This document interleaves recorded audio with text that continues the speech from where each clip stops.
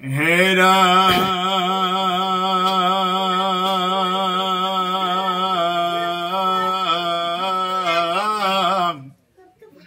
কবি নিগদতি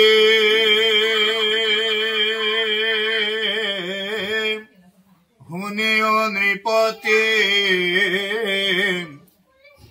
অহু বেদান্তৰ তত্ত্ব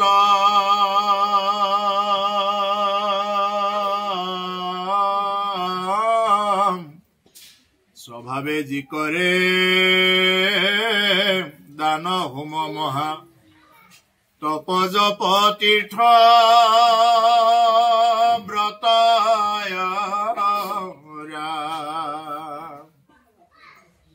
কায় বাক্য মনে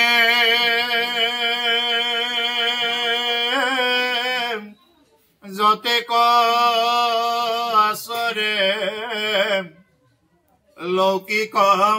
বৈদিক কৰ্ম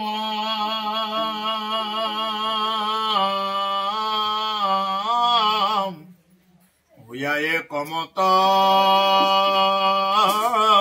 ঈশ্বৰ কৃষ্ণত অৰ্পিবহি খবৰ ধৰ্ময়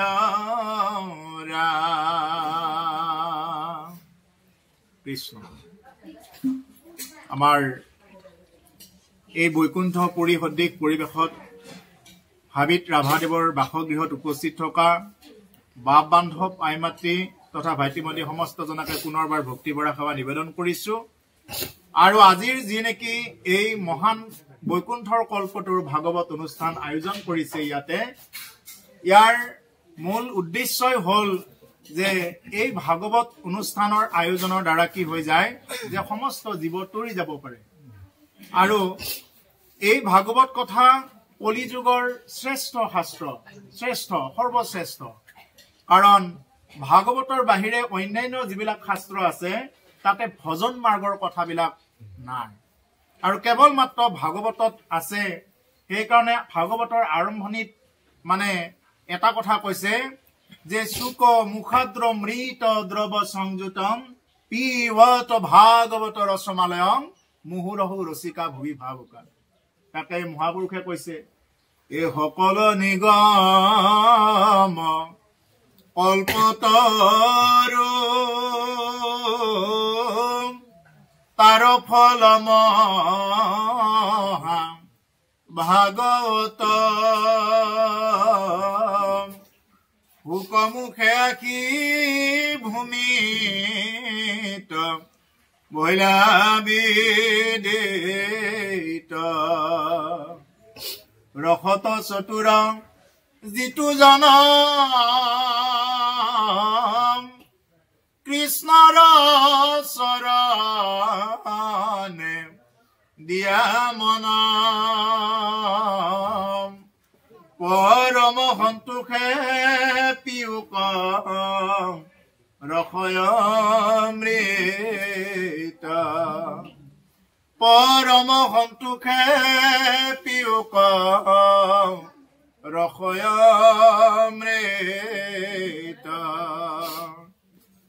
অৰ্থাৎ প্ৰভু কল যে শাস্ত্ৰসমূহৰ ভিতৰত একমাত্ৰ কল্পতৰু শাস্ত্ৰ হল এই ভাগৱত শাস্ত্ৰ। আৰু ইয়াতে কৈছে যে ভাগৱত আগতে এটা ফল হৈ আছিলে, ভাগৱত আগতে ফল হৈ আছিলে। সেইকাৰণে কৈছে তাৰো ফল মহা ভাগৱত শুক মুখে আঁকি ভূমিত ভৈলা বিদিত। যেতিয়া শুকৰ মুখেৰে যেতিয়া ভূমিত বিদিত হল এই ফলটো তেতিয়া কি হৈ গল, এই ফলৰ পৰা ৰসলৈ পৰিণত হল। আৰু সেইকাৰণে কৈছে ৰসত চতুৰ যিটো জন কৃষ্ণৰ চৰণে দিয়া মন পৰম সন্তোষে পিয়ুক ৰসমৃত। এইবাৰ ফলমৃত নহয়, তাৰমানে কি যিসকল ৰসত চতুৰ আছে, ৰসত চতুৰ লোকসকলেহে কি কৰিব পাৰে এই ভাগৱতৰ ৰসবিলাক পান কৰিব পাৰে। যি নেকি ৰসত চতুৰ, যিয়ে এই কলিযুগৰ লোক হৈও যি নেকি ৰসত চতুৰ বা বুদ্ধিয়ক হয়, তেওঁ কি কৰিব পাৰে এনেদৰে ভাগৱত অনুষ্ঠান আয়োজন কৰি বা ভাগৱত কথা শ্ৰৱণ কৰি কীৰ্তন কৰি কি কৰিব পাৰে তেওঁ এই ৰসবিলাক পান কৰিব পাৰে। সেইকাৰণে কৈছে ৰসত চতুৰ যিসকল আছে যে তেওঁলোকে কৃষ্ণৰ চৰণত মন প্ৰাণ অৰ্পণ কৰি যিখিনি সময় শুনে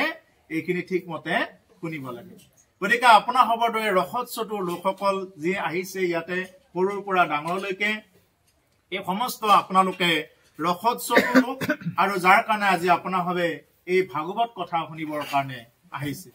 গতিকে সেইকাৰণে প্ৰভুসকল মহাৰাজ পৰীক্ষিতক মহামুনীন্দ্ৰ মহন্ত সুখদেৱে যেতিয়া ভাগৱত কথা কয় তেতিয়া তেওঁ বেলেগ সংহিতা ক'ব পাৰিলেহেঁতেন বেলেগ পুৰাণ ক'ব পাৰিলেহেঁতেন বেলেগ বেদ পঢ়িব পাৰিলেহেঁতেন কিন্তু তাকে নকৰি কি কৰিলে তেওঁ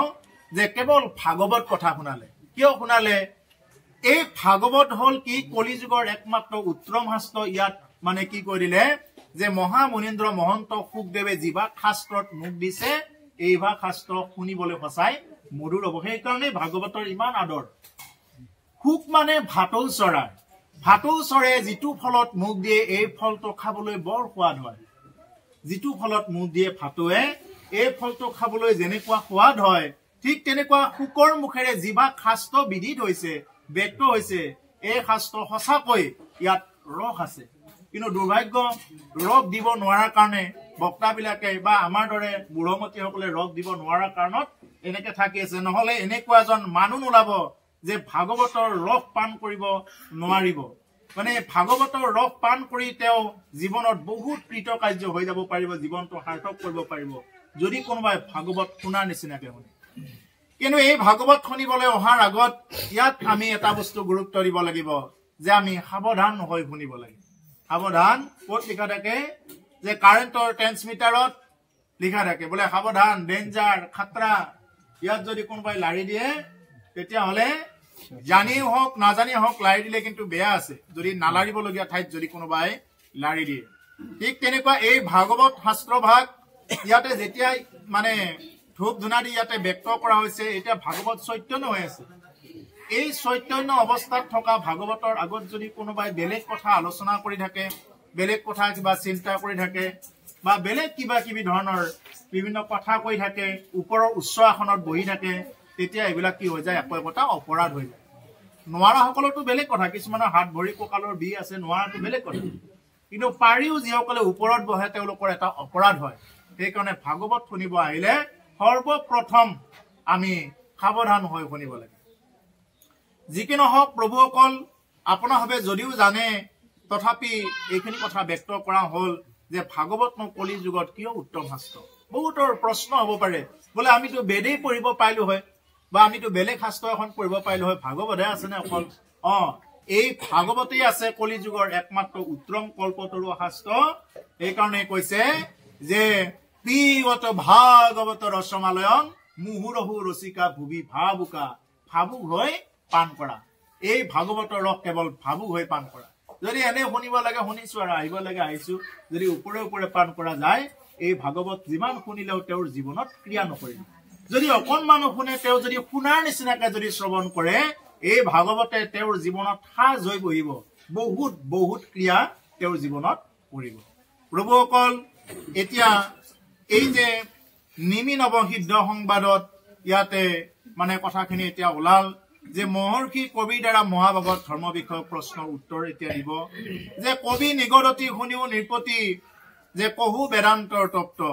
এইবাৰ কি কৰিলে যে মহাৰাজ মানে নিমি ৰজাক কি কৰিছে এই কবিয়ে এতিয়া কথা কব কবি নামৰ সিদ্ধগৰাকীয়ে কবি হবি এনেকুৱাকে 9জন সিদ্ধ আছিলে নিমি ৰজাৰ ওচৰত 9জন সিদ্ধ গৈছিলে এই হল নিমি নৱ সিদ্ধ সংবাদ মানে 9জন সিদ্ধ আৰু নিমি ৰজাৰ মাজত যি সংবাদ হৈ আছিলে এই হল মানে কথাখিনি এতিয়া কব গতিকে কবি নিগদতি শুনিও নিৰ্পতি হে ৰাজন কবিয়ে কৈছে যে কহু বেদান্তৰ তত্ত্ব মই বেদান্তৰ তত্ত্বৰ কথা কওঁ শুনা স্বভাৱে যি কৰে হোম দান মহা তপ জপ তীৰ্থ ব্ৰত যিয়ে নেকি তপ জপ তীৰ্থ ব্ৰত এইবিলাক কৰে কায় বাক্য মনে যতেক আচৰে লৌকিক বৈদিক কৰ্ম যে কায় বাক্য মনে এনেকুৱাকে কি কৰে মানুহে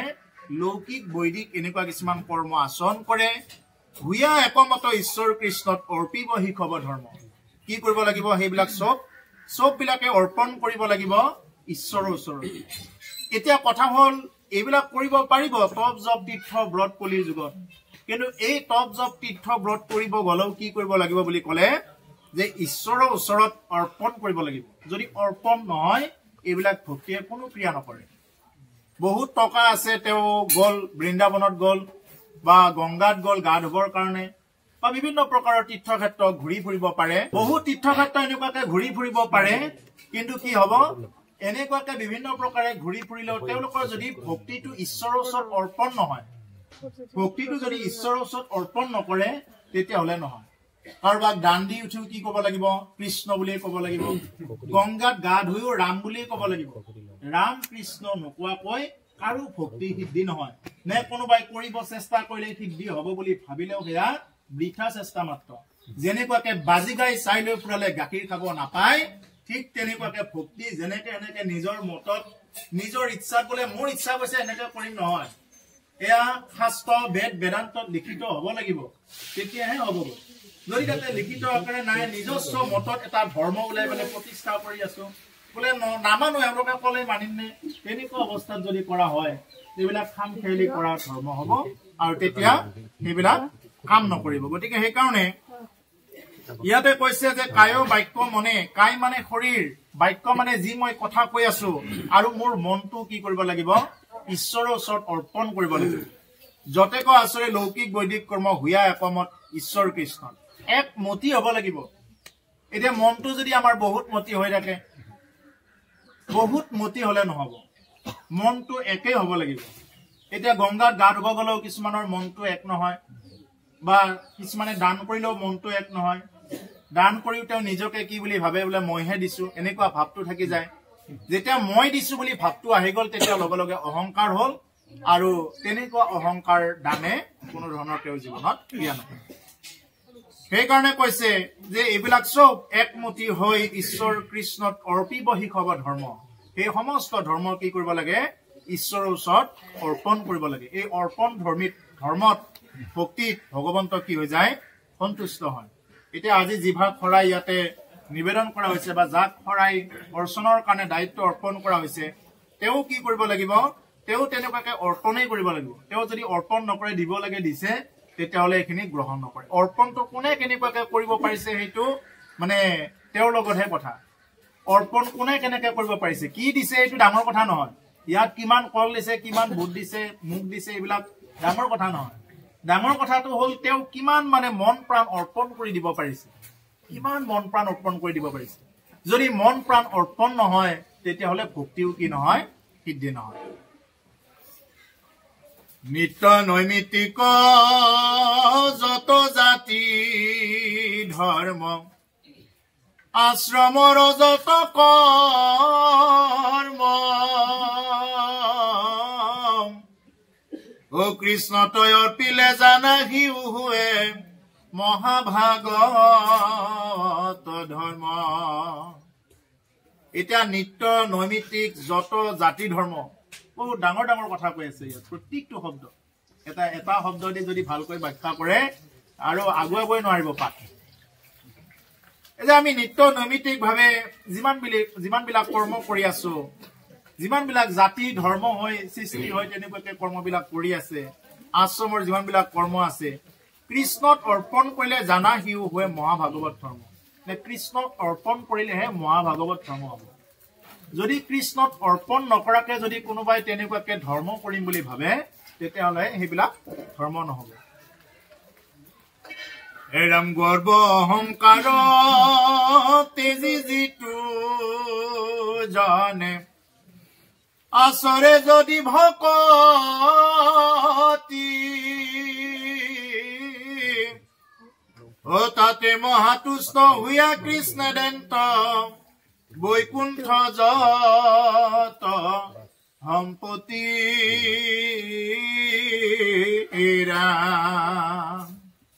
যিমানবিলাক গৰ্ব অহংকাৰ সিমানবিলাক কি আছে তেজি যিটো জনে আচৰে যদি ভকতি গৰ্ব অহংকাৰ এইবিলাক আমি চব বাদ দিব লাগিব এই ভাগৱত ধৰ্ম পালন কৰিব গলে বা ভকত হবলৈ গলে আমি জাত্যাভিমান জাতিক লৈ অভিমান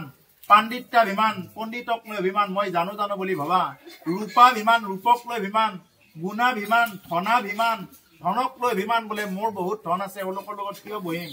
এইবিলাক বস্তুবিলাক আমি কি কৰিব লাগিব প্ৰথম এৰাই চলিব লাগিব এইবিলাক যাৰ জীৱনত আছে তেওঁক জীৱনত ভাগৱতে ক্ৰিয়া নকৰে জাত্যাভিমান পাণ্ডিত্যাভিমান গুণাভিমান ৰূপাভিমান ধনাভিমান এইবিলাক যাৰ জীৱনত থাকে তেওঁ ভাগৱতে যে ক্ৰিয়া নকৰিব গতিকে গৰ্ব অহংকাৰ তেজি যিটোজনে আচৰে যদি ভকতি যদি তেনেকুৱাবিলাক ত্যাগ কৰি কোনোবাই যদি ভকতি আচৰণ কৰিব পাৰে আচৰণ কৰিব লাগিব এতিয়া ভকতি যদি আচৰণেই নকৰো বোলে আমি ধুনীয়াকৈ ধুতি গামোচাখন পিন্ধি আছো কিন্তু আমাৰ আচৰণ নাই যদি আচৰণটো নহয় গৈ তেতিয়াহ'লে কি হ'ব এইটো ভক্তি নহ'ব গতিকে সেইকাৰণে আচৰণটো হ'ল প্ৰধান কথা আমাক বহুতে লক্ষ্য কৰে নাজানো কোনে কোনে লক্ষ্য কৰি আছে কিন্তু লক্ষ্য কৰাটো কৰে বহুতে বোলে এওঁলোক ভকত হৈ কিনো আচৰণ মানে শুদ্ধ হৈছে সেইটো বহুতে দূৰৰ পৰা হ'লেও লক্ষ্য কৰি থাকে যদি আমি এইবিলাক দেখুৱাব নোৱাৰো আমি যদি তেওঁলোকৰ নিচিনা হৈ থাকো তেওঁলোকৰ আৰু আমাৰ মাজত পাৰ্থক্যটো থাকিল কি যদি মানুহ হয় যদি আমি মানুহৰ জন্ম লাভ কৰি যদি আমি পশুৰ নিচিনাই যদি কামবিলাক কৰি থাকো দিনে ৰাতি যদি পশুতুল্য আচৰণবিলাকে কৰি থাকো তেতিয়াহ'লে এই পশু আৰু মানুহৰ মাজত পাৰ্থক্য কি থাকিব আৰু ভকত হৈ যদি অন্য মানুহতকৈ যদি আমি পৃথক হ'ব নোৱাৰো অভকতি আৰু ভকতিৰ মাজত থাকিব পাৰ্থক্য কি আৰু যদি এজন ভাগৱতৰ বক্তা হয় এজন বক্তাৰ আসনত বহি যদি তেওঁ যদি আৰু যদি শুদ্ধ হৈ থাকিব নোৱাৰে তেওঁৰ আৰু অন্যৰ মাজত থাকিব পাৰ্থক্যটো কি এই একে থাকাই ভাল গতিকে সেইকাৰণে কি কৰিব লাগিব যে আমি নিজকে আমি কিহত আছো ক'ত আছো কি লৈছো কাক লৈ চলি আছো এই বস্তুটো যেতিয়া আমাৰ মন মগজুত স্থিতি হ'ব তেতিয়া আমি এই বস্তুটোত মানে বুজাত সহায় হ'ব আৰু প্ৰভু ভগৱন্তই কৃপা কৰিব ভকতি দিশত আগুৱাই যাবৰ কাৰণে সেইকাৰণে কৈছে যে আচৰণ কৰিব লাগিব ভকতি ভকতি আচৰণ কৰিব লাগিব ভকত হৈ এনেই শৰণ লৈ বহি থকাৰ কথা আমাক কোৱা নাই শৰণ লৈ কি কৰিব লাগিব গতি কৰিব লাগিব এতিয়া শৰণ লৈ থৈ দিছো আৰু যদি আমি একো সিদ্ধি হ'ব পৰা নাই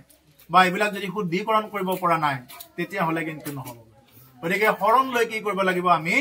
শৰণ লৈ যেনেকুৱাকে ভজন বস্তু লৈ এনেকে যাই থাকে ঠিক তেনেকুৱা যে আমি এটা এটা মানে জীৱনৰ ভুলবিলাক আমি শুধৰণি পথত নিবলৈ চেষ্টা কৰিব লাগিব আৰু চেষ্টা যদি মনৰ পৰা যদি এবাৰ চেষ্টা কৰা যায় প্ৰভু ভগৱন্ত এইটো কৃপা কৰে প্ৰভু ভগৱন্ত ভাল হ'বৰ কাৰণে যদি কোনোবাই চেষ্টা কৰে তেওঁতো সদায় কৃপা কৰাৰ কাৰণে ৰাজি হৈ আছে মাত্ৰ আমি তেওঁৰ ওচৰত কায় বাক্য মনে আমি আত্মসমৰ্পণ কৰিব লাগে তাতে মহাতুষ্ট হুয়া কৃষ্ণে দেন্ত বৈকুণ্ঠ যত সম্পত্তি আৰু এনেকুৱা যদি আচৰণ পৰম ধৰ্ম বুলি কৈছে যদি আচৰণ কৰিব পাৰে তেতিয়াহ'লে কৈছে ভগৱন্ত কৃষ্ণই বৈকুণ্ঠৰ সম্পত্তি দিয়াত কোনো আপত্তি নাই যে বৈকুণ্ঠৰ যত সম্পত্তি যিমানবিলাক সম্পত্তি আছে দিয়াত কোনো আপত্তি নাই যেনেদৰে সুদামাক দিছিলে যে সুদামাক ইহলোকৰ ধন আৰু পৰলোকৰ ধনো দিছে ইহলোকত কি বিত্ত লাগে আৰু পৰলোকত কি বিত্ত লাগে এই সমস্ত বিত্ত কি কৰিছে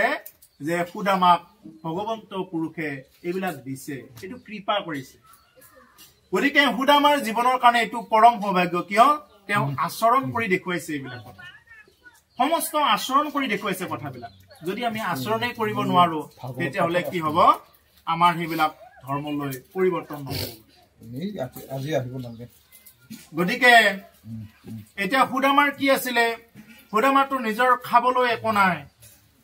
সুদামাৰ একদম মানে এখন ফটা ধুতি তেওঁৰ আইগৰাকীৰো এখনেই কাপোৰ একদম মূল্যৱান কাপোৰ তেনেকুৱা তেওঁৰ মানে সন্তানবিলাকত একো খাব নাপায় কিবাকে এসাঁজ যদি খায় আৰু দুসাঁজমান লঘন থাকে পানী খাই কেতিয়াবা থাকিব লগা হয় এনেকুৱা আছিল সুদামাৰ জীৱন আৰু যে সুদামাৰ জীৱনটো তেনেকুৱা থকা অৱস্থাটো কি কৰিলে যে সুদামা ভগৱন্ত পুৰুষৰ লগত কি আছিলে বন্ধু আছিলে কিন্তু বন্ধু হ'ল বুলি তেওঁ কোনোদিন হাত পাতিবৰ কাৰণে যোৱা নাছিলে আনকি তেওঁৰ আইগৰাকীয়েও নাজানে যে সুদামাৰ লগত এটা ভাল সম্পৰ্ক আছে ভগৱন্ত পুৰুষে মায়া কৰি আহি ক'ব লগা হৈছে হে আই ভিক্ষা দিয়া তেতিয়া কৈছে বোলে আমাৰ ঘৰত একো নাই দিবৰ কাৰণে দিন দৰিদ্ৰ তেতিয়া কৈছে বোলে তোমালোকৰ মালিকৰ দেখোন ভগৱানৰ লগত ভাল মিত্ৰতা দ্বাৰকাধীশৰ লগত গতিকে তেওঁৰ লগত ইমান ভাল মিত্ৰতা আছে সৰু কালৰ বাল্য বন্ধু একেলগে পঢ়িছিল গতিকে তেওঁৰ ওচৰত যাব নিদিয়া কিয় তেতিয়াহে গম পায় সুদামাৰ আইগৰাকীয়ে যে সুদামাৰ লগত যে ভাল মিত্ৰতা আছে এইটো পিছতহে বুজি পায় আৰু তেতিয়া আমাৰ কি হলে আমাৰ সাধাৰণ এজন মন্ত্ৰীৰ লগত বা এমএলএ লগত যদি ফটো উঠা যায় গোটেইবিলাকে গম পায় কিমান ডাঙৰ হাত আছে কিন্তু সুদামাৰ ভগৱন্ত পুৰুষৰ লগত হাত থকাৰ পিছতো কোনোদিন তেওঁৰ ঘৈণীয়েকেও নাজানে যে প্ৰভুৰ লগত যে মিত্ৰতা আছে। এবাৰ যায়, এবাৰ মাত্ৰ ক'ব লাগে দিয়ক বুলি, কিমান দি পঠাব। কিন্তু সুদামাক কি কৰিলে সেইদিনা, বোলে তুমি যাব লাগে, গৈ কি কৰিব লাগে, দ্বাৰকাধীশৰ লগত মানে একবাৰ দেখা কৰিব লাগে। কিন্তু সুদামা যাব নোখোজে আৰু আইগৰাকীয়ে একদম জোৰ জবৰদস্তি কৰিছে, যোৱা, একো খুজিব নালাগে, তুমি একবাৰ দেখা কৰি আহা। এনেকুৱাকে পঠাই দিলে আৰু তেনেকুৱাকে 4 মুঠি কি শুকান চাউল চিৰা কাৰোবাৰ পৰা খুজি মাগি আনি তেনেকুৱাকে পঠাই দিলে। আৰু ভগৱন্ত পুৰুষে কি কৰিলে, সুদামাক তেনেকুৱাকে বহু দিনৰ মূৰত তেওঁ লগ পালে, বহু দীঘল কাহিনী, যে বহুত তেনেকুৱাকে গৈ গৈ ভগৱন্ত পুৰুষৰ সাক্ষাৎ হল। সাক্ষাৎ হোৱাৰ পিছত সুদামাই সেই শুকান চাউল 4 মুঠি কি কৰিছিল, একদম টোপোলা বান্ধি ৰাখিছিল, দিব ইচ্ছা কৰা নাছিল আৰু লুকাই থৈ দিছিলে চাউল। কিন্তু ভগৱন্ত পুৰুষে কি কৰিলে, সেই চাউল 4 মুঠি আনি তেওঁ 1 মুঠি চাউল খাই তেওঁ এনেকুৱাকৈ মানে মনৰ পৰা এনেকুৱাকৈ কৈছে, হে সুদামা, এই মুঠা চাউলৰ বিনিময়ত মই তোমাক গোটেই ব্ৰহ্মাণ্ডৰ অধিপতি বনাই দিব পাৰো, গোটেই ব্ৰহ্মাণ্ডৰ অধিপতি বনাই দিব পাৰো। লগে লগে শিৱ, ইন্দ্ৰ, ব্ৰহ্মা কঁপি গৈছে, কি কয় এইবিলাক কথা, কঁপি গৈছে লগে লগে। আই লক্ষ্মীয়ে লগে লগে আহি বাধা দিছে, বোলে আৰু 1 মুঠা খাব নিদিম প্ৰভু, যদি আপুনি আৰু 1 মুঠা চাউল যদি খাই দিয়ে, লগে লগে ময়ো তেওঁৰ ওচৰত দাসী হৈ থাকিব লাগিব। প্ৰভু, মই তেওঁৰ দাসী হব নোখোজো, মই আপোনাৰহে দাসী হব খোজো, যিহেতু ভক্তৰ অধীন ভগৱান। সেইকাৰণে সুদামাৰ আৰু চাউল মুঠি কি নকৰিলে, ভগৱানে গ্ৰহণ নকৰি সেইখিনি চাউল এই তেওঁলোকে ভগাই বিটাই খাম বুলি অষ্টমহীকে তেনেকুৱাকে লৈ গল। গতিকে সেইকাৰণে প্ৰভুসকল যে ভগৱানক সন্তুষ্ট কৰাৰ কাৰণত যে পত্ৰং পুষ্পং প্ৰিয়ং, পাত ফুল জলেৰে ঈশ্বৰ সন্তুষ্ট হয়। আৰু তাতকৈ যদি কোনোবাৰ বেছি দিব আছে তেতিয়াহ'লে দিব পাৰে, কিন্তু সুদামাৰ নিচিনা যদি একান্ত ভক্তি হয় তেতিয়াহ'লে ইয়াতে কৈছে যে বৈকুণ্ঠৰ যত সম্পত্তি হুয়া কৃষ্ণে দেন্ত বুলি কৈছে, যে কৃষ্ণে সমস্ত সম্পত্তিও দিব পাৰে যদি কোনোবাই তেনেকুৱা যদি ভক্তি আচৰণ কৰিব পাৰে, ভক্তি কৰাৰ নিচিনাকে কৰিব পাৰে। ও যদি বোলা ৰাজা অজ্ঞানীৰ ভয়, জ্ঞানে কৰে অন্তৰ, কি কৰে ভকতি হেন কামতি, তেজিয়া শুনা উত্তৰ।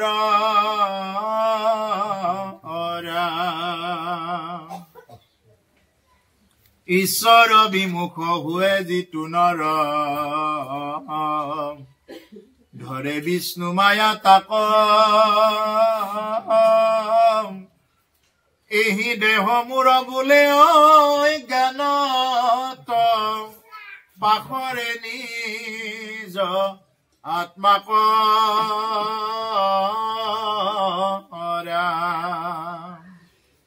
যদি বোলা ৰাজা অজ্ঞানীৰ ভয় জ্ঞানেহে কৰে অন্তৰ। হে ৰাজন, তুমি হয়তো কব পাৰা, নিমি ৰজাক কৈ আছে, তুমি হয়তো কব পাৰা অজ্ঞানীৰ ভয় জ্ঞানেহে অন্তৰ কৰে। কি কৰে ভকতি হেন সংকামতি, তেজে শুনা উত্তৰ। এতিয়া ভকতিয়ে কি কৰে,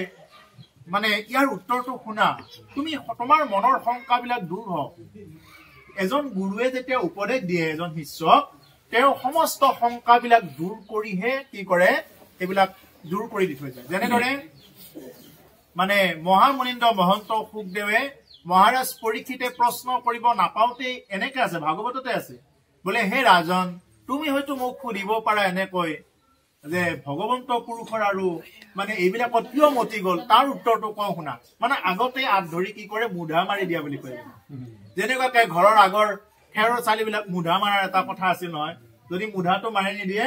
তেতিয়াহ'লে ভিতৰত পানী সোমাই কি হৈ যাব, এই ছালখন বেয়া হৈ যাব। ঠিক তেনেকুৱা মহামুনীন্দ্ৰ মহন্ত সুখদেৱে মুধা মাৰি পৰীক্ষিতক কৈছিলে যে এটাও যাতে কি নাথাকক, শংকা নাথাকক। হে ৰাজন, পৰীক্ষিতক কৈছে যে তোমাৰ হয়তো মনত শংকা থাকিব পাৰে যে ভগৱন্ত পুৰুষৰ আৰুনো কি গোপীসকলৰ প্ৰতি ইমান আকৃষ্ট হব লগা কি হল, ইয়াৰ উত্তৰটো কওঁ শুনা হে উদ্ধৱ। এনেকুৱাকে মানে এই কথাবিলাক উদ্ধৱক কোৱাৰ চলেৰে, মানে ৰজা পৰীক্ষিতক কোৱাৰ চলেৰে এইবিলাক কি কৰি যায়, একদম মুধা মাৰি ইয়াৰ উত্তৰটো দিছে। ঠিক তেনেকুৱা এতিয়া এই কথাখিনি যে কবি নামৰ সিদ্ধগৰাকীয়ে এই নিমি ৰজাকো কৈছে যে হে ৰজা তোমাৰ মনত হয়তো এনেকুৱা শংকা আহিব পাৰে আমাৰ মনত শংকা থাকিব নালাগে প্ৰভুসকল এই ভাগৱত ধৰ্ম এনেকুৱা ভাগৱত এখন জীৱনৰ দাপোন হয় আইনাখনৰ ওচৰত গলে যেনেকুৱাকে কৰবাত কিবা লাগি আছে নেকি আইনাখনে যেনেকুৱাকে ফাঁকি নিদিয়াকৈ একদম জল জল পটপট কৰি দেখুৱাই দিয়ে ঠিক তেনেকুৱাকে এই ভাগৱতটো হল জীৱনৰ একোখন দাপোন এই ভাগৱতৰ ওচৰত যদি আমি আহো আমাৰ জীৱনত কৰবাত ভুল হৈছে নেকি চলাত বা শুদ্ধ হৈ আছে নেকি এই সমস্ত বস্তু আমাক ভাগৱতে নিৰ্ণয় কৰাই দিয়ে সেইকাৰণে কোৱা হয় ভাগৱত আমাৰ জীৱনৰ একোখন দাপোন গতিকে সেইকাৰণে কৈছে ঈশ্বৰ বিমুখ হৈ যিটো নৰ ধৰে বিষ্ণু মায়া তাক ঈশ্বৰ বিমুখী যিমানবিলাক লোক আছে তেওঁলোকক কিহে ধৰে বুলি কৈছে বিষ্ণু মায়াই ধৰে ঈশ্বৰ বিমুখী লোকবিলাক যিয়ে নেকি ঈশ্বৰৰ ফালে মুখ কৰি নচলে এইফালৰ পৰা ঈশ্বৰে এনেকুৱাকে লাইট মাৰি আছে আহা মোৰ ওচৰত আহা আৰু এইফালৰ পৰা ঘূৰি ঘূৰি কৈছে বোলে এইফালে আন্ধাৰ কেনেকে যাম আৰু এইফালে আন্ধাৰ তুমি মুখখন এইফালে ঘূৰাই দিলেই তো পোহৰ দেখা পাই যোৱা তুমি এনে আন্ধাৰ কৰি আছা কাৰণ কলি যুগত এনেকুৱা এটা বস্তু ৰাখিছে যে ভাগৱত শাস্ত্ৰ এই ভাগৱত কলি যুগৰ একমাত্ৰ ভগৱন্তৰ এটা অৱতাৰ এটা ৰূপ এই হল ভাগৱত মূৰ্তি এই ভাগৱত মূৰ্তি কি বুলি কৈছে ভগৱন্ত পুৰুষে হে উদ্ধৱ মই বাংময় ৰূপত থাকিম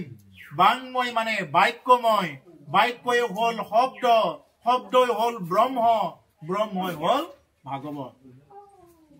এই ভাগৱত বাংময় ৰূপত আছে বাংময় মানে বাক্যময় বাক্যই শব্দই ব্ৰহ্মই ভাগৱত গতিকে সেইকাৰণে এই ব্ৰহ্মৰূপী ভাগৱতৰ ওচৰত আহিলে কোনো ধৰণৰ শংকা বা নহব নেকি নহয় নেকি এনেকুৱা থাকিবই নোৱাৰে গতিকে ইয়াতে কৈছে ঈশ্বৰ বিমুখী যিসকল লোক আছে ঈশ্বৰৰ ফালে বিমুখ কৰি চলে হৈ যিটো নৰ ধৰে বিষ্ণু মায়া তাক সেই নৰক সেই মানুহক বিষ্ণু মায়াই ধৰে বেলেগ জীৱ জন্তুৰ কথা কোৱা নাই ইয়াত কেৱল নৰ বুলি কৈছে মানুহৰে এইটো বিষয় মায়াই ধৰে মনুষ্য জনম পাই যদি হৰি সেৱা নকৰে কি বুলি কৈছে যে ইয়াতকৈ আৰু দুৰ্ভগীয়া কোনো নাই বিষয় সম্বন্ধীয় সুখ সমস্ত জুনিতে পায় হৰি সেৱা একোঠানে নাই হৰিৰ সেৱাৰ যোগ্য কেৱল মনুষ্য তনু জানি ফুৰা হৰি গুণ গায় বিষয় সম্বন্ধীয় সুখবিলাক তুমি সমস্ত জুনিতেই পাই আছা আমি মানুহে ভাত খাই আপেল আঙুৰ খাই যি সুখক সুখ বুলি লৈ আছো গাহৰিটোৱেও বিষ্ঠা খাই গুদা খাই লেতেৰা বস্তু খাই এইটোকেই সুখ বুলি লৈ আছে মানুহে যি নেকি ভাত খাই সুখ বুলি লৈ আছে হাঁহটোৱেও লেতেৰা বস্তু খাই এই সুখকেই সুখ বুলি লৈ আছে কিন্তু মানুহ আৰু পশুৰ ভিতৰত কোনো পাৰ্থক্য নাথাকিব যদি মানুহে ঈশ্বৰৰ ওচৰত শৰণাপন্ন নহয় মানুহ আৰু পশুৰ ভিতৰত কোনো পাৰ্থক্যই নাথাকিব সেইকাৰণে কৈছে যে বিষয় সম্বন্ধ সুখ সমস্ত জুনিতে পায় তুমি আগতে বাঘ হৈ থাকোতে পাই আহিছা সিংহ হৈ থাকোতে পাই আহিছা সেইকাৰণে প্ৰভু অকল চিন্তা কৰিব যে মানুহক বেয়া কথা শিকাব নালাগে বেয়া কথাবিলাক নিজে নিজে শিকি লয় বেয়া কথা শিকোৱা এখন ইউনিভাৰ্চিটি নাই কিন্তু ভাল কথা শিকোৱা কি মানে যিমান শিকালো মানুহে ল'ব নোৱাৰে কিয় যে মানুহৰ জন্মটো বাৰ বাৰ পোৱা নাযায় কিন্তু 84 লক্ষ জুনি ভ্ৰমণ কৰি আহি যেতিয়া আমি মনুষ্য জন্ম পাইছো এই 84 লক্ষ জুনিত আমি এইবিলাক ভ্ৰমণ কৰি আহিছো যে বাঘৰ ধৰ্ম সিংহৰ ধৰ্ম সাপৰ ধৰ্ম বেঙৰ ধৰ্ম মাছৰ ধৰ্ম সমস্ত ধৰ্মবিলাক পালন কৰি অহা হৈছে কিন্তু সেইকাৰণে এটা সুযোগ দিছে যে মনুষ্য জন্ম লাভ কৰি কি কৰিব লাগে তুমি কৃষ্ণ বুলি কোৱা ৰাম বুলি কোৱা সেইকাৰণে কৈছে ও কৃষ্ণ বল মন তই হৰি বল মায়াতে মজিয়া মন তই বিকাইলি জীবন কৃষ্ণ বল মন তই হৰি বল হে মন ভাই তইতো কেৱল মায়াতেই মজি আছা এবাৰ কৃষ্ণ বুলি কোৱা নাই এবাৰ ৰাম বুলি কোৱা তোমালোকক কি বুলি কয় পশু পক্ষী বিলাকো মাজে সময়ে তোমালোকক স্মৰণ কৰাই থাকে পশু পক্ষী তাৰা হবে পহৰে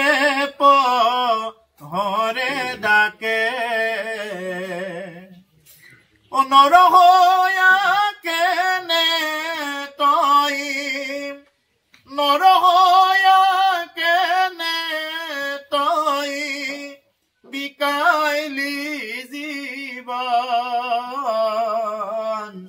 কৃষ্ণ বল মন্তই হৰি বল পশু পক্ষী বিলাকক পোহৰে পোহৰে ডাকে বুলি কৈছে দিনত 4টা পোহৰ ৰাতি 4টা পোহৰ অস্ত পোহৰ পাওঁ এই অস্ত পোহৰৰ ভিতৰত বিশেষকৈ ৰাতিৰ পোহৰ কেইটাত বাৰ বাৰ চৰাই চিৰিকটি বিলাকে মাতি থাকে কুকুৰাটোৱে ডাক দিয়ে কিয় ডাক দিয়ে বোলে হে নৰসকল উঠা তোমালোক যে আমাৰটো জীৱনটো যি হল যে তোমালোকে যাতে আৰু এইটো ভুল নকৰা যে তোমালোকৰ যদি এনেকৈ শুই থাকা তোমালোকৰ যদি ৰাম নাম নলোৱা কৃষ্ণ নাম নলোৱা এই আমাৰ দখাই দখা হ'ব এতিয়া জানুৱাৰী আহিলেতো ইহঁতৰ আৰু সেই দখাই হয় বিহু আহিলেতো সেই দখাটোৱে হয় ডাইৰেক্ট গৰম তেলত নহয় জানো বহুতো তেনেকুৱা আছে গতিকে আমাৰ দখা যাতে তোমালোকৰ আৰু বাৰ বাৰ নহয় এই নৰসকল আমাৰ যি ভুল হল যে তোমালোকে যাতে আৰু এই ভুলটো নকৰা সেইকাৰণে পশু পক্ষী তাৰা হবে পোহৰে পোহৰে ডাকে নৰ হৈ কেন তই মানে এইবিলাক নুবুজ যে নৰ হৈ আমি সেই জীৱনটো যাতে আমি অন্য খাই লৈ মস্তি কৰি যাতে আমি পঠাই দিব লগা নহয় আমাৰ বহুতে খাও পিও মস্তি কৰো কেৱল খাব লাগে পিব লাগে আৰু মস্তি কৰিব লাগে কিহত মস্তি কৰিব মজ মস্তি আপুনি 84 লক্ষ জুনিত কৰি আহিছে এইবাৰ যদি মনুষ্য জনম পায় যদি হৰি সেৱা নকৰে পুনৰূপী জনমম পুনৰূপী মৰণম পুনৰূপী জননী জঠৰে শয়নম কি কৈছে যে পুনৰবাৰ জনম মৰণৰ পাক চক্ৰত পুনৰবাৰ জনম পুনৰবাৰ মৰণ পুনৰবাৰ জননীৰ জঠৰাগ্নিত প্ৰৱেশ কৰিব লগা হয় যদি কোনোবাই মনুষ্য জনম পায় যদি কোনোবাই হৰি সেৱা নকৰে ৰাম নাম নলয় তেওঁ পুনৰবাৰ জনম মৰণৰ পাক চক্ৰত ঘূৰি থাকিব লগা হ'ব আৰু জন্ম পাওঁতে কিমান কষ্ট এইটো এই কপিল দেৱতী সংবাদত কৈ থৈ গৈছে যে এটা জীৱ জন্ম পাওঁতে ইমানখিনি কষ্ট হয় মাতৃ গৰ্ভত থকা সময়খিনিত তাৰো বিৱৰণটো অকণমান আভাসটো দিছে এটা জীৱ যেতিয়া জন্মগ্ৰহণ কৰিব লগা হয় মাকৰ গৰ্ভত থকা সময়ত যে তেওঁৰ 5 মাহৰ পৰা তেওঁ কি কৰিব পৰা হয় 5 মাহৰ পৰা তেওঁ মাকৰ আত্মহাৰী নাৰী যোগেদি মাকে যি খায় তাকে খাব পৰা হৈ যায় মাকে যি খায় তাকে খায় তাৰপিছতে কি কৰিব পৰা হয় একদম তাতে লৰচৰ কৰি থাকিব কি কেতিয়া লৰচৰ কৰিব একদম যেতিয়া নেকি মাকে নাখাবলগীয়া বিলাক বস্তু খাই দিব বাচ্চাটো এনেই মাকৰ গৰ্ভৰ ভিতৰত কি একদম মূত্ৰ বিস্তাৰ গোন্ধত থাকে তাতে বহুত লেতেৰা দুৰ্গন্ধ পাই থাকে আমি প্ৰত্যেকে পাই আহিছো এইটো সেইকাৰণে কৈছো আমি কিন্তু পাহৰিছো এইটো কথা এইটো কোনেও অস্বীকাৰ কৰিব নোৱাৰে এতিয়া নহয় আপুনি ওপৰৰ পৰা এনে কৰিছে এইটো নহয় প্ৰত্যেকে মাতৃ গৰ্ভৰ পৰা জন্ম পোৱা হৈছে গতিকে মাতৃ গৰ্ভত থাকোতে কি আছে যে তাতে বিষ্ঠা মূত্ৰৰ গোন্ধত থকাৰ সময়খিনিত তেতিয়া আকৌ মাকে কি খাই দিয়ে যে টেঙা তিতা নাখাবলগীয়া বিলাক খাও লাগি থাকে তেতিয়া যিবিলাক নাখাবলগীয়া বস্তুবিলাক তেতিয়া সেইটো আমাক খাও লাগি থাকে কাৰণ কিয় এই সন্তানটোৱে ভুগিব লাগিব পেটত থকা সন্তানে ভুগিব লাগিব কাৰণ তেওঁ নৰক যান্ত্ৰণা পাবই লাগিব সেইকাৰণে মাকৰ বেছিকৈ টেঙা খাও লাগে সেইখিনি সময়ত খাৰ খাও লাগে আগতেতো খোলাও খাই দিছিলে এই খাও লাগে আৰু মাকে যেতিয়া খাই দিয়ে টেঙা জ্বলা তিতা এইবিলাক খাই দিয়ে সন্তানটোৰ গাৰ ছালত লাগি একদম জ্বলা পৰা কৰি থাকে আৰু তেতিয়া সন্তানটোৱে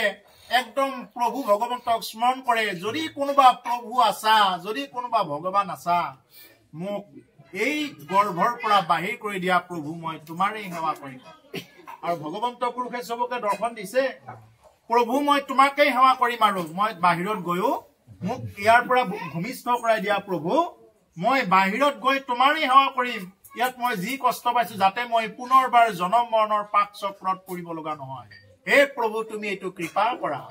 এই বুলি আমি প্ৰতিপতিকা তাতে বচন দি আহিলো আৰু বচন দি অহাৰ পিছত যেই ভূমিষ্ঠ হল ভূমিষ্ঠ হোৱাৰ লগে লগে সেইকাৰণে কান্দে কাহা ক'ত গ'ল এই যে অলপ আগত দেখিছিলো মই এই যে ভগৱন্ত পুৰুষক দেখা পাইছিলো মই অলপ আগত ক'ত গ'ল কাহা আৰু পিছত মাকে কি বুলি কয় সেইদিনা বোলে নাই বাবা একো নাই সেইদিনা মাকে সঁচা কথাটোকে কয় বোলে বাবা এই সংসাৰত তুমি যি লেংটা হৈ আহিছা তুমি লেংটা হৈ যাব লাগিব একো নাই তোমাৰ কাৰণে একো নাই চব মিছা মাকে সেইদিনা সঁচা কথাটোকে কয় পিছত কি হৈ যায় এই যে ইয়াৰ অলপ আগত কলে বিষ্ণু মায়ে ধৰে তাক বুলি কলে এই বিষ্ণু মায়ে তেতিয়া ধৰি লয় আৰু যেতিয়া বিষ্ণু মায়ে ধৰি ললে তেতিয়া লগে লগে কি হৈ যায় এই বস্তুটো পাহৰি যায় আৰু পাহৰি কি বুলি ভাবে তেওঁ নিজকে স্বতন্ত্ৰ বুলি ভাবে বোলে মইহে মই মোৰ ঘৰ মোৰ মাটি মোৰ ল'ৰা মোৰ ছোৱালী মোৰ টকা এই বুলি তাৰমানে মোৰ কৰি থাকে গতিকে মানুহে যদি এইহেন কলিযুগত জন্মগ্ৰহণ কৰি যদি ভাৰত ভূমিত জন্মগ্ৰহণ কৰি যদি হৰি সেৱা নকৰে তাকে কৈছে ইয়াতকৈ আৰু দুৰ্ভগীয়া নাই এইকাৰণে কৈছে এই ভাৰতৰত নৰদ্বীপ মনুষ্য হৰিৰ নৌকা ৰাম নাম মহাৰত্ন সাৰ এনৈ বাণিজ্য পাই যিটো জনে নপৰয় আতপৰে দুখী নাহি ভাৰত ৰত্নৰ দ্বীপ ভাৰত হল ৰত্নৰ দ্বীপ ইয়াত যাক যিমান নাম লাগে সিমানখিনি নাম তেওঁ কামাই কৰিব পাৰে নাম কামাই কৰিব পাৰে ৰত্ন যাক যিমান লাগে মনুষ্য হৰি নৌকা একমাত্ৰ মনুষ্য হৰি নামৰ এই নৌকাখনত উঠিহে এই ৰত্নবিলাক প্ৰাপ্ত কৰিব পাৰে অন্য নৌকাত উঠি নোৱাৰে অৰ্থাৎ অন্য দেহত জন্ম ললে এই নামৰ ৰত্ন লাভ কৰিব নোৱাৰে এইকাৰণে কৈছে ভাৰত ৰত্নৰ দ্বীপ মনুষ্য হৰি নৌকা ৰাম নাম মহাৰত্নহাৰ ৰাম নামকে মহাৰত্ন বুলি কৈছে ৰত্নৰো ৰত্ন মহাৰত্ন হেনৈ বাণিজ্য পায় এনেকুৱা এখন বেপাৰ পায় যিয়ে নকৰে আতপৰে দুখী নাহি ইয়াতকৈ আৰু দুখী কোন আছে যদি এনেকুৱা এখন বেপাৰ পায় যদি কোনোবাই নকৰে সেইকাৰণে হে প্ৰভুসকল আমি এই কলিযুগত জন্মগ্ৰহণ কৰি যদি আমি ৰাম নাম নলওঁ বা সেনেকুৱা যদি ধন কামাই নকৰো তেতিয়াহ'লে আমাৰ এই সময়খিনি এনেই যাব সেইকাৰণে কৈছে যে আমি এই ভাৰত ভূমিত থাকি কেৱল নাম কামাই কৰিলেহে আমাৰ কি হ'ব এই মানে ভক্তি সিদ্ধি হ'ব যদি নাম নলয় শৰণত যি নাম পাইছে ভজনত যি নাম পাইছে যদি নাম নলয় তেতিয়াহ'লে ভক্তিও কি নহ'বগৈ সিদ্ধি নহ'বগৈ আমাৰ ইয়াৰ পৰা ওদালগুৰি টাউনলৈ যাবলৈ যেনেকুৱাকে ধন লাগিব টকা নহ'লেতো যাব নোৱাৰে গাড়ী এখনত যাব লাগিলে বা তাতে একাপ চাহ খাব লাগিলে যেনেকুৱাকে টকা লাগে এইটো ধন হিচাপ কৰা ধনটো আমাৰ ইয়াতেহে এইটো ধন কিন্তু এই ওপৰলৈ যাব লাগিলে কি ধন লাগিব আমাৰ এই ধনে কাম নকৰিব তেতিয়া কোনটো ধন লাগিব নাম ধন লাগিব এতিয়া মানুহে এইটো ধন কামাই কৰাত ব্যস্ত কেৱল দিন ৰাতি এইটোৱে চিন্তা এইটো ধন কামাই কৰাত ব্যস্ত কিন্তু এই ধনটো কি বুলি কৈছে গীতাত কৈছে যে আন যত ধন ৰেখা খৰচিলে যাই বিঠা খাইলে দিলে সবে টুটি যায় নামৰ নাহিকে ক্ষয় লাগে মানে বৃদ্ধি হয় ভাগ কৰিলা তো বাঢ়ি যায় চুৰে নেনে চুৰ কৰি ডকাইতে নেনে ডকাইত কৰি লুৰিয়াৰে নেনে লুৰি ভায়ে নেনে ভাগ কৰি ৰজাই নলয় তাক দণ্ডি জুইত পৰি জ্বলি নাযায় পানীত পৰি উঠি নাযায় এই হল নাম ধন সেইকাৰণে এই নাম ধন যিমানখিনি আমি যোনে যিমান ল'ব পাৰো এই ভজনত যি নাম বস্তু পাইছো শৰণ যিসকলে লৈছে তেওঁলোকেতো ভজন ল'বই আৰু ভজন ল'বই লাগে ভজন নহলে নহয় ভজন মাৰ্গৰ কথাই ওলাইছে আজি সেইকাৰণে মহাপুৰুষ মাধৱদেৱ গুৰুজনাই ভজনৰ পৰা আৰম্ভ কৰিছে তেওঁৰ নাম ঘোষা ভজনৰ পৰা আৰম্ভ কৰিছে গতিকে সেইকাৰণে শৰণটোতো ল'বই লাগিব মানুহৰ শৰণ নললে গতি নহয় শৰণ ল'বই লাগিব আকৌ কোনোবাই হয়তো ভাবিব পাৰে বোলে শৰণ লৈ আমিতো খাই আছো ঠিকমতে চলি আছো আমিতো কাকো অন্যায় কৰা নাই চলি আছো ঠিকে হয় অন্যায় কৰা নাই চলি আছে ঠিকে কিন্তু তোমাৰ এই মনুষ্য জনমটো মজ মস্তি কৰাৰ কাৰণে নাছিলে তোমাৰ তুমি খাই আছা ঠিকে কিন্তু তুমি যে ভজন কৰা নাই তাৰ কাৰণে ফলটো ভুগিবই লাগিব কোনোবাই হয়তো এইটো উত্তৰ দিব পাৰে সেইকাৰণে মুধামাৰি কথাটো কোৱা হৈছে কোনোবাই হয়তো ক'ব পাৰে আমি শৰণ কিয় ল'ম আমিতো কাকো অন্যায় কৰা নাই কাৰোতো আমি তেনেকুৱাকে বস্তু কাঢ়ি আনি খোৱা নাই আমিতো ঠিকেই চলি আছো ঠিকে চলি আছা সঁচা কথা কিন্তু তোমাৰ মনুষ্য জনমটো আছিল ভজন কৰাৰ কাৰণে ভজনীয় শৰীৰ এইটো এই ভজন মাৰ্গৰ শৰীৰটো পাই যদি তুমি আজিলৈ শৰণো লোৱা নাই তেতিয়াহ'লে কি হ'ব এই শৰীৰটো বৃথাতে যায় সেইকাৰণে কৈছে যে এই নাম যিমান ল'ব পাৰো সিমানহে কি কৰিব এই নামেহে ওপৰলৈ লৈ যাব যেনেদৰে আমাৰ এই যে চন্দ্ৰযান পঠাই দিলে চন্দ্ৰযানখন পঠাওঁতে ইয়াত ধন লাগিলে ধনৰ বিনিময়তে চন্দ্ৰলৈহে পঠাব পাৰিলে আমাৰ এটা আত্মা কলৈ যাব লাগিব বৈকুণ্ঠ পাব লাগিব এটা আত্মা এতিয়া বৈকুণ্ঠক আমি হ'ব লাগিলে আত্মাটো কি কৰিব লাগিব বহুত নাম ধন লাগিব ভূ ভুৱ জন তপ মহ সত্য লোক পাৰ হৈ যেতিয়া নেকি একদম বৈকুণ্ঠ লোক পাব লাগিব এটা আত্মা, তেতিয়াহ'লে চিন্তা কৰক কিমানখিনি তেওঁৰ ধন লাগিব। আমাৰতো ইয়াতে মানে যিবিলাক নেকি স্তৰবিলাক আছে, ষ্টেটস্ফিয়াৰ, টপস্ফিয়াৰ, আয়নস্ফিয়াৰ, এক্সস্ফিয়াৰ, মেছস্ফিয়াৰ আছে, এইবিলাক স্তৰ পাৰ হৈ যেতিয়া নেকি যাব লাগে, স্বৰ্গখনটো ভকতৰ কাৰণে সাধাৰণ। এতিয়া মানুহে কিছুমান ধৰ্মত মানে কেৱল স্বৰ্গখনৰ কথা আলোচনা কৰি থাকে, কেৱল স্বৰ্গ। মই এইটো এদিনাখনে কলো, আমিতো স্বৰ্গৰ কথা কৈ নাথাকো নহয়, স্বৰ্গৰ কথা আমাৰ আলোচনাই নহয়। ভকতৰটো স্বৰ্গটো একদম সাধাৰণ কথা ভকতৰ কাৰণে। কিন্তু ইয়াতে ভাগৱতত কি বুলি কয়, বৈকুণ্ঠ প্ৰাপ্তিৰ কথা কয়। তথাপি ভকতে বৈকুণ্ঠও বাঞ্ছা নকৰে, কি কেৱল ভকতৰ সংগ বাঞ্ছা কৰে। এই হল ভকতৰ একমাত্ৰ এটা চৰিত্ৰ। গতিকে সেইকাৰণে প্ৰভুসকল যে আন যিমানবিলাক ধন আছে সেইবিলাক খৰচিলে যায় বৃথা, খৰচ কৰিলে এনেই বৃথা হৈ যায়। আজি যদি মই কিছু ধন আনি যদি এনেকে বিলাই থাকিলো হয়, এইটো খৰচ হৈ যাব। কিন্তু নামৰ নাহিকে ক্ষয় লাগে মানে বৃদ্ধি হয়, নামৰ কোনো কাৰণত ক্ষয় নহয়। আমি গুৰুৰ মাধ্যমত, গুৰুৰ কৃপাত যিখিনি বস্তু পাইছো, কোনো ধৰণৰ কৃপণালী নকৰাকৈ বিলাই দিবৰ কাৰণে চেষ্টা কৰোঁ। এই ধনটো বিলাই দিওঁতে আমাৰ কোনো ধৰণৰ ক্ষয় নহয়। সেইকাৰণে কৈছে নামৰ নাহিকে ক্ষয় লাগে মানে বৃদ্ধি হয়। ভাগ কৰিলেতো বাঢ়ি যায়, ভাগ কৰিলেও বাঢ়ি যায়। চোৰেও আমাৰ পৰা চোৰ কৰিব নোৱাৰে, ডকাইতেও ডকাইত কৰিব নোৱাৰে, লুৰিয়াৰেও লুৰি নিব নোৱাৰে। জুইত পৰিও জ্বলি নাযায়, পানীত পৰিও উটি নাযায়, আৰু ভায়েও ভাগ কৰি নিব নোৱাৰে। আপোনাৰ যদি 4-5টা ভাই ককাই আছে, সম্পত্তিৰ ভাগ ভাগ হ'ব, কিন্তু নাম ধনৰ ভাগ নহয়, ভকতিৰ ভাগ নহয়। গতিকে সেইকাৰণে যে আমি যাতে নাম লৈ যাতে আমি তৰি যাব পাৰো, কাৰণ নাম যিমান ল'ব পৰা যাব সিমান ভক্তি হ'ব। নাম যদি লোৱা নাযায় তেতিয়াহ'লে কিন্তু ভকতি সিদ্ধি নহ'ব। গতিকে সেইকাৰণে নামত যাতে সদায় ৰতি থাকে, নামেই হল সাৰ। গতিকে ইয়াতে কৈছে ঈশ্বৰ বিমুখ হৈ যিটো নৰ ধৰে বিষ্ণুময় তাক, যে নেকি ঈশ্বৰ বিমুখী হৈ চলে, ঈশ্বৰৰ ফালে সন্মুখ হৈ নচলে, তেওঁক বিষ্ণুমায়ে ধৰে। এই দেহ মূৰ বোলে অজ্ঞানত পাখৰে নিজ আত্মাক। এইটো ডাঙৰ কথা ক'লে। এই দেহাটোকেই মোৰ বুলি ভাবি লয়, এইটোৱেই মই বুলি ভাবি লয়, মোৰ মই এনেকুৱা ভাৱ কৰে। বোলে অজ্ঞানত, অজ্ঞানীহে কয় এই কথাটো, পাখৰে নিজ আত্মাক, এই আত্মাক পাহৰি যায়। বৰ ডাঙৰ কথা এইটো। এইটো ভাঙিব গলে চাব, এতিয়া এইটো ভাঙিব গলে চাব, বোলে হাতখন কাৰ হাত, আমি কি বুলি কওঁ, হাতখন কাৰ, মোৰ। ভৰিখন কাৰ, মোৰ। পেটটো কাৰ, মোৰ। চকু কেইটা কাৰ, মোৰ। তেতিয়াহ'লে আমি কিয় নকওঁ উত্তৰটো বোলে হাতখন কাৰ, মই? কাৰণ তুমিতো ইমান দিনে শৰীৰটোকে মই বুলি ভাবি আছিলা। এয়া কেৱল ভাগৱতেহে দেখুৱাব পাৰে। বোলে তুমিতো ক'ব পাৰিলে এটা বোলে হাতখন মই হাত, মই ভৰি, মই চকু, মই জিভা, মই দাঁত। কওঁ নে নকওঁ? মোৰ দাঁত। আৰু অকণমান বুজিব পাবৰ কাৰণে আৰু অকণমান ভিতৰত গৈছো, বোলে আজি মোৰ মন নাই দিয়ক, আজি মই নাযাওঁ। মনটো কাৰ? মোৰ। কোন মই? এই মই হলো আত্মা। এতিয়া আমাৰ যিমানবিলাক ইয়াতে নাম আছে, প্ৰত্যেকৰ এটা নাম আছে। এই নামবিলাক হল আমাৰ দেহাৰহে নাম। যিমানবিলাক আমি নাম পাই আছো, এই যাদৱ, মাধৱ, হৰি, এনেকুৱা যিমানবিলাক আমাৰ মানুহৰ নামবিলাক ৰাখি থৈ দিয়ে, এইবিলাক হল দেহাৰহে নাম। এইবিলাক চব দেহাৰ নাম। আৰু আমাৰ প্ৰকৃত নাম হল কি? আত্মা। আমাৰ প্ৰকৃত নাম হল আত্মা। গতিকে সেইকাৰণে যে আমি এই আত্মবুদ্ধিটো আমি পাহৰিব নালাগে। মানুহেতো নিজে একদম মানে সদায়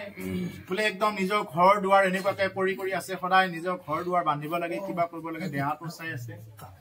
কিন্তু মৰাৰ দিনা কি কৰে? মানুহটো যিদিনা মৰে, আহক বা এইফালে আহক, তাতে বহিব নালাগে, আহকচোন, এইফালে জাগা আছে, আহক।